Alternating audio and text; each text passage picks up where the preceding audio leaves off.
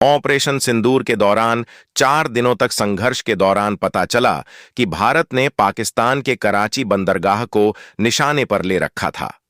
1971 के जंग में भी भारत ने कराची पोर्ट को तबाह कर दिया और इस बार भी भारतीय रक्षा मंत्री ने साफ कर दिया है कि अगली बारी भारतीय नौसेना की होगी, जिससे पाकिस्तान की नौसेना में डर का माहौल दिख रहा है।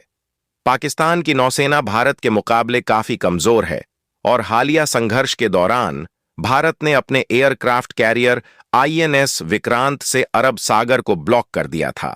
ताजा रिपोर्ट के मुताबिक भारतीय नौसेना से घबराई पाकिस्तान की नौसेना असम्मित खतरों से लड़ने के नाम पर बंदरगाहों और तटों पर अभ्यास कर रही है।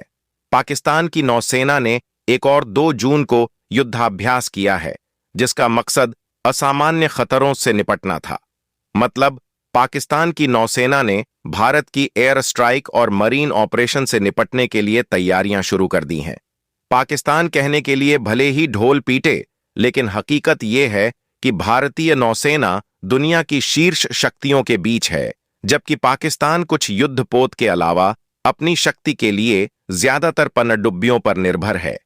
युद्धाभ्यास के दौरान पाकिस्तान की नौसेना के पाकिस्तान मरीन नेवी की special service group, air wing और फ्लीट यूनिट्स ने हिस्सा लिया, जिसमें घुसपैठ, तोड़फोड़ और अघोषित हमलों से निपटने के लिए एक वातावरण तैयार किया गया था। भारत के ऑपरेशन सिंदूर के बाद जब पाकिस्तान ने भारत के सैन्य ठिकानों पर हमला करने की कोशिश की, तो भारत ने जबरदस्त पलटवार किया। इस दौरान भारतीय वायुसेना ने कम से कम 12 पाकिस्तानी एयरबेस पर हमले किए।